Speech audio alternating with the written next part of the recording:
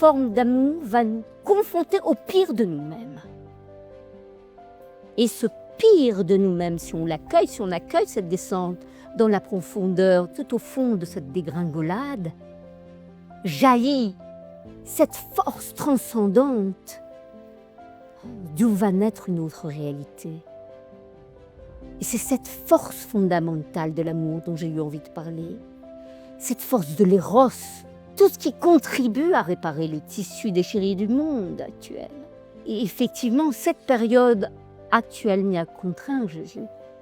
Je répète, tous ces événements viennent toucher mon cœur très fort. Et j'ai eu envie d'amener ma toute petite part pour contribuer à réparer à un tout petit niveau, mais un peu ce monde, voilà.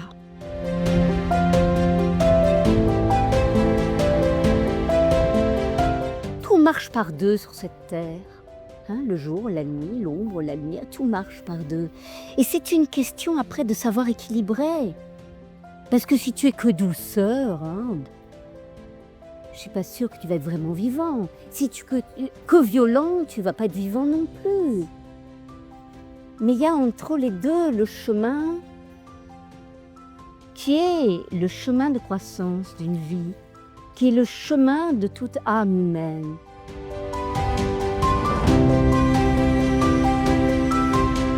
L'amour, ça arrive à tout le monde, ce drame.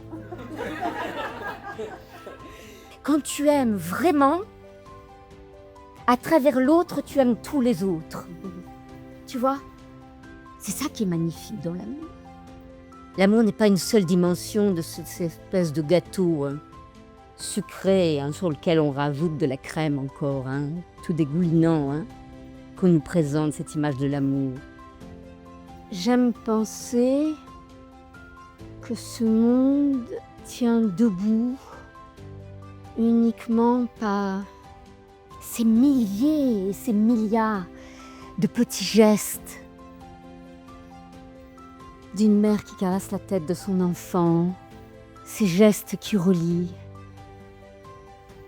ces gestes fraternels, ces gestes qui accompagnent, ces gestes qui soutiennent, ces gestes pleins d'un regard de tendresse.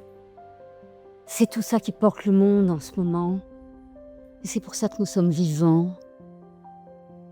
Et c'est pour ça que je crois que l'amour rend possible l'impossible.